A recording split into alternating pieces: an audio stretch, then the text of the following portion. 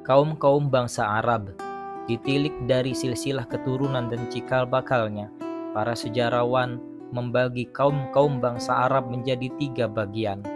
Yang pertama, Arab Baidah, yaitu kaum-kaum Arab terdahulu yang sejarahnya tidak bisa dilacak secara rinci dan komplit, seperti Ad, Thamud, Qasem, Jadis, Imlak, dan lain-lainnya. Kedua, Arab Aribah, yaitu kaum-kaum Arab yang berasal dari keturunan Ya'rub, Yasjub, dan Qaton, atau disebut pula Arab Qatoniyah. Yang ketiga, Arab Musta'ribah, yaitu kaum-kaum Arab yang berasal dari keturunan Ismail, yaitu disebut pula Arab Adnaniyah.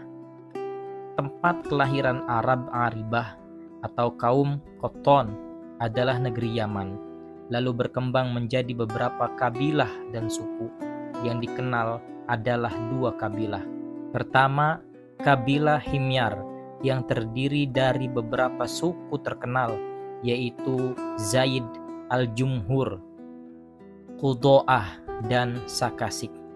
Kedua, Kahlan yang terdiri dari beberapa suku terkenal, yaitu Hamdan, Ammar, Toyyi, Madij, Kindah, Lakam, Judam, Ujad, Aus, Khazraj, dan anak keturunan Jafnah, Raja Syam. Suku-suku Kahlan banyak yang hijrah meninggalkan Yaman, lalu menyebar ke berbagai penjuru jazirah sebelum ada bencana karena kegagalan mereka dalam perdagangan. Sebagai akibat dari tekanan bangsa Romawi dan tindakan mereka yang menguasai jalan perdagangan lewat laut, dan setelah mereka menghancurkan jalan darat serta berhasil menguasai Mesir dan Syam.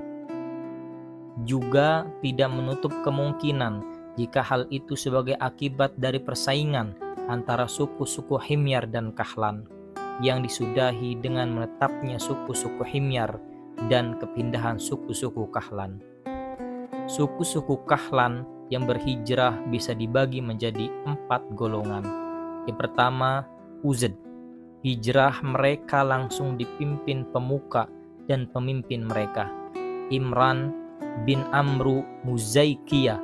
Mereka berpindah-pindah di negeri Yaman dan mengirim para pemandu lalu berjalan ke arah utara. Setelah sekian lama mengadakan perjalanan, akhirnya mereka berpencar ke beberapa tempat. Sa'labah bin Amru dari Al-Uzd menuju Hijaz, lalu menetap di daerah yang diapit Sa'labiyah dan Ziqar. Setelah anaknya besar dan kuat, dia pindah ke Madinah dan menetap di sana. Di antara keturunan mereka yang bernama Harithah bin Amr atau Khuza'ah dan anak keturunannya berpindah ke Hijaz hingga mereka menetap di Mur Az-Zahran yang selanjutnya menguasai tanah suci dan mendiami Mekkah. Sedangkan Imran bin Amr singgah di Oman lalu bertempat tinggal di sana bersama anak-anak keturunannya yang disebut Uzd Oman. Sedangkan kabilah-kabilah Nas bin Al-Uzd menetap di Tihamah yang disebut Uzd Shanu'ah. Jafnah bin Amr pergi ke Syam dan menetap di sana bersama anak keturunannya. Dia dijuluki Abul Muluk Al-Ghassasanah yang dinisbatkan kepada mata air di Hijaz yang dikenal dengan nama Ghassan. Sebelum itu mereka singgah di sana sebelum akhirnya pindah ke Syam. Laham dan Judam. Tokoh di kalangan mereka adalah Nasr bin Rabi'ah, pemimpin raja-raja Al-Munzir di Hirah. Bani Toyyi, mereka berpindah ke arah utara hingga singgah di antara 2 gunung, Aja dan Salma, dan akhirnya menetap di sana hingga mereka dikenal dengan sebutan Al-Jabalani, 2 gunung di Gunung Toyyi. Kindah, mereka tinggal di Bahrain, lalu terpaksa meninggalkan dan akhirnya singgah di Hadramaut. Namun nasib mereka tidak jauh berbeda saat berada di Bahrain, hingga mereka pindah ke Najd. Di sana mereka mendirikan pemerintahan yang besar dan kuat, tetapi secepat itu pula mereka punah dan tak meninggalkan jejak. Di sana masih ada kabilah dari Himyar yang diperselisihkan asal keturunannya, yaitu Qudo'ah. Mereka hijrah meninggalkan Yaman dan menetap di pinggiran Irak. Tentang Arab Musta'ribah, cikal bakal kakek mereka yang tertua adalah Ibrahim alaihissalatu wassalam yang berasal dari negeri Irak, dari sebuah daerah yang disebut Ar, berada di pinggir barat sungai Efrat, berdekatan dengan Kufah. Cukup banyak penelusuran dan penelitian yang kemudian disajikan secara terinci mengenai negeri ini. Keluarga Ibrahim alaihissalatu wassalam, kondisi religius dan sosial di negeri tersebut. Sudah diketahui bersama bahwa Ibrahim alaihissalatu wassalam hijrah dari Irak ke Heran atau Huron, termasuk pula ke Pakistan, dan menjadikan negeri itu sebagai pijakan dakwah beliau. Beliau banyak menyusuri negeri ini dengan setitik harapan hingga akhirnya beliau sampai ke Mesir. Fir'aun, penguasa Mesir, merekayasa dan memasang siasat buruk terhadap istri beliau, Sarah. Namun Allah Subhanahu wa Ta'ala justru mengembalikan jerat itu ke lehernya sendiri, hingga akhirnya Fir'aun tahu kedekatan hubungan Sarah dengan Allah Subhanahu wa Ta'ala. Untuk itu dia menghadiahkan putrinya Hajar menjadi pembantu Sarah sebagai pengakuan terhadap keutamaan Sarah, dan akhirnya Sarah mengawinkan Hajar dengan Ibrahim alaihissalatu wassalam. Ibrahim alaihissalatu wassalam kembali ke Palestina dan Allah menganugerahkan Ismail dari Hajar. Sarah terbakar api cemburu. Dia memaksa Ibrahim alaihissalatu wassalam untuk melenyapkan Hajar dan putranya yang masih kecil, Ismail alaihissalatu wassalam. Maka beliau membawa keduanya ke Hijaz dan menempatkan mereka berdua di suatu lembah yang tiada ditumbuhi tanaman, tepatnya di dekat Baitul Haram yang saat itu hanya berupa gundukan-gundukan tanah. Rasa gundah mulai menggayuti pikiran Ibrahim alaihissalatu wassalam. Beliau menoleh ke kiri dan ke kanan, lalu meletakkan putranya di dalam tenda, tepatnya di dekat mata air Zam-Zam. Saat itu di Mekah belum ada seorang pun manusia dan tidak ada mata air. Beliau meletakkan geriba, wadah air di dekat Hajar dan Ismail, juga kurma. Setelah itu beliau kembali ke Palestina. Beberapa hari kemudian bekal dan air sudah habis, sementara tidak ada mata air yang mengalir. Tiba-tiba mata air Zam-Zam memancar berkat karunia Allah Subhanahu wa Ta'ala, sehingga bisa menjadi sumber penghidupan bagi mereka berdua yang tak pernah habis hingga sekarang. Kisah mengenai hal ini sudah banyak diketahui secara lengkap. Suatu kabilah dari Yaman, Jurhum kedua, datang ke sana, dan atas perkenan ibu Ismail alaihissalatu wassalam, mereka menetap di sana. Ada yang mengatakan mereka sudah berada di sana sebelum itu, menetap di lembah-lembah di pinggir kota Mekah. Adapun riwayat Al-Bukhari mengatakan bahwa mereka singgah di Mekah setelah kedatangan Ismail alaihissalatu wassalam dan ibunya. Sebelum Ismail remaja, mereka sudah bisa melewati jalur Mekah sebelum itu. Dari waktu ke waktu Ibrahim alaihissalatu wassalam datang ke Mekah untuk menjenguk keluarganya. Beliau tidak tahu berapa kali kunjungan yang dilakukannya. Hanya saja menurut beberapa referensi sejarah yang dapat dipercaya, kunjungan itu dilakukan sebanyak 4 kali. Allah Subhanahu wa Ta'ala telah menyebutkan di dalam Al-Quran bahwa Ibrahim alaihissalatu wassalam bermimpi selagi tidur bahwa beliau menyembelih anaknya Ismail alaihissalatu wassalam. Maka dari itu beliau bangun dan hendak melaksanakan mimpi yang dianggap sebagai sebuah perintah. Dalam surat As-Saffat ayat ke-103 sampai ke-107, A'udzu billahi minasyaitonir rajim. Falamma aslama wa tallahu lil jabin wa nadainahu ayya Ibrahim qad saddaqta ar-ru'ya inna kadzalika najzil muhsinin inna hadza lahuwal bala'ul mubin wa fadainahu bidzibhin azim. Tatkala keduanya telah berserah diri dan Ibrahim membaringkan anaknya atas pelipisnya, nyatalah kesabaran keduanya, dan kami panggillah dia, hai Ibrahim, sesungguhnya kamu telah membenarkan mimpi itu, sesungguhnya demikianlah kami memberi balasan kepada orang-orang yang berbuat baik, sesungguhnya ini benar-benar suatu ujian yang nyata, dan kami tebus anak itu dengan seekor sembelihan yang besar. Di dalam kitab Kejadian disebutkan bahwa umur Ismail alaihissalatu wassalam selisih 13 tahun lebih tua dari Ishak alaihissalatu wassalam. Dari rentetan kisah menunjukkan bahwa peristiwa ini terjadi sebelum kelahirannya Ishak alaihissalatu wassalam, sebab kabar gembira tentang kelahiran Ishak alaihissalatu wassalam disampaikan setelah terjadinya kisah ini. Setidaknya kisah ini menjamin satu fase kisah perjalanan bahwa peristiwa tersebut terjadi sebelum Ismail alaihissalatu wassalam menginjak remaja. Sedangkan 3 fase lainnya telah diriwayatkan Al-Bukhari secara panjang lebar dari Ibnu Abbas secara marfu, yang intinya bahwa sebelum remaja Ismail alaihissalatu wassalam belajar bahasa Arab dari kabilah Jurhum. Karena merasa tertarik kepadanya, maka mereka mengawinkan dengan salah satu wanita dari golongan mereka. Saat itu ibu Ismail sudah meninggal dunia. Suatu saat Ibrahim alaihissalatu wassalam hendak menjenguk keluarga yang ditinggalkannya, maka beliau datang setelah pernikahan itu. Tatkala tiba di rumah Ismail alaihissalatu wassalam, beliau tidak mendapatkan Ismail alaihissalatu wassalam. Maka beliau bertanya kepada istrinya, bagaimana keadaan mereka berdua.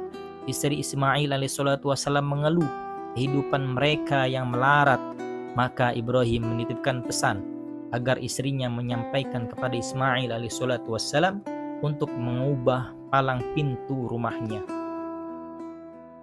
Setelah diberitahu, Ismail alaihissalatu wassalam mengerti maksud pesan ayahnya. Maka Ismail alaihissalatu wassalam menceraikan istrinya dan menikah lagi dengan wanita lain, yaitu putri Mudad bin Amr, pemimpin dan pemuka kabilah Jurhum.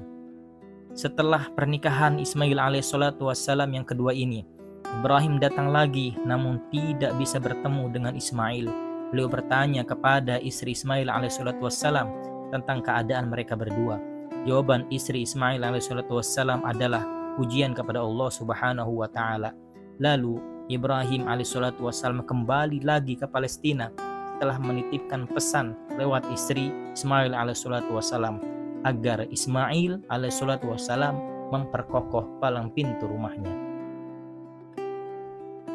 Pada kedatangan yang ketiga kalinya, Ibrahim alaihissalatu wassalam bisa bertemu dengan Ismail alaihissalatu wassalam, dan saat itu Ismail alaihissalatu wassalam sedang meraut anak panahnya di bawah sebuah pohon dekat Zamzam. Tatkala melihat kehadiran ayahnya, Ismail alaihissalatu wassalam berbuat sebagaimana layaknya seorang anak yang lama tidak bersua dengan bapaknya. Dan Ibrahim alaihissalatu wassalam juga berbuat layaknya seorang bapak yang lama tidak bersua dengan anaknya. Pertemuan ini terjadi setelah sekian lama. Sebagai seorang ayah yang penuh rasa kasih sayang dan lemah lembut, sulit rasanya beliau bisa menahan kesabaran untuk bersua dengan anaknya. Begitu pula dengan Ismail alaihissalatu wassalam sebagai anak yang berbakti dan soleh. Dengan adanya perjuangan ini, mereka berdua sepakat untuk membangun Ka'bah, meninggikan sendi-sendinya, dan Ibrahim alaihissalatu wassalam memperkenankan manusia untuk berhaji sebagaimana yang diperintahkan Allah subhanahu wa ta'ala kepada beliau. Dari pernikahannya ini dengan putri Mudad, Ismail alaihissalatu wassalam dikaruniai anak oleh Allah subhanahu wa ta'ala sebanyak 12 yang semuanya laki-laki, yaitu Nabat atau Nabuyut, Qaidar, Adbail, Mibsham, Mishma, Duma, Misha, Hadad, Taima, Yatur, Nafis, dan Qaiduman. Dari mereka inilah kemudian berkembang menjadi 12 kabilah yang semuanya menetap di Mekkah untuk sekian lama. Pokok pencaharian mereka adalah berdagang, membentang dari negeri Yaman hingga negeri Syam dan Mesir. Selanjutnya, kabilah-kabilah ini menyebar di berbagai penjuru jazirah dan bahkan keluar jazirah. Seiring dengan perjalanan itu, keadaan mereka tidak lagi terdeteksi kecuali anak keturunan Nabat dan Qaidar. Peradaban anak keturunan Nabat bersinar di Hijaz Utara. Mereka mampu mendirikan pemerintahan yang kuat dan menguasai daerah-daerah di sekitarnya dan menjadikan Al-Batra sebagai ibu kotanya. Tak seorang pun berani memusuhi mereka hingga datang pasukan Romawi yang menindas mereka. Setelah melakukan penyelidikan yang mendalam dan penelitian yang akurat, Sayyid Sulaiman An-Nadwi menegaskan bahwa raja-raja keturunan Ghassan termasuk Aus dan Khadraj bukan berasal dari keturunan Qattan, tetapi dari keturunan Nabat anak Ismail alaihissalatu wassalam. Sedangkan keturunan Qaidar bin Ismail alaihissalatu wassalam tetap menetap di Mekkah, beranak pinak di sana hingga menurunkan Adnan dan anaknya Ma'ad. Dari dialah keturunan Arab Adnaniyah masih bisa dipertahankan keberadaannya. Adnan adalah kakek ke-22 dari silsilah keturunan Nabi Muhammad SAW. Diriwayatkan bahwa jika beliau menyebutkan nasabnya dan sampai kepada Adnan, maka beliau berhenti dan bersabda, para ahli silsilah nasab banyak yang berdusta, lalu beliau tidak melanjutkannya. Segolongan ulama memperbolehkan mengangkat nasab dari Adnan ke atas dengan berlandaskan kepada hadis yang memang mengisyaratkan hal itu. Menurut mereka, antara Adnan sampai Nabi Ibrahim alaihissalatu wassalam ada 40 keturunan yang berdasarkan kepada penelitian yang cukup mendetail. Keturunan Ma'ad dari anaknya Nizar telah terpencar kemana-mana. Menurut suatu pendapat, Nizar adalah satu-satunya anak Ma'ad, sedangkan Nizar sendiri mempunyai 4 anak yang kemudian berkembang menjadi 4 kabilah yang besar, yaitu Iyad, Anmar, Rabi'ah, dan Mudor. 2 kabilah terakhir inilah yang paling banyak marga dan sukunya. Dari Rabi'ah ada Asad bin Rabi'ah, Anzah, Abdul Qais, 2 anak Wa'il, Bakar, dan Taglib, Hanifah, dan lain-lainnya. Sedangkan kabilah Mudor berkembang menjadi 2 suku yang besar, yaitu Qais Ailan bin Mudor dan marga-marga Ilyas bin Mudor. Dari Qais Ailan ada Bani Sulaim, Bani Hawazin, Bani Gotofan.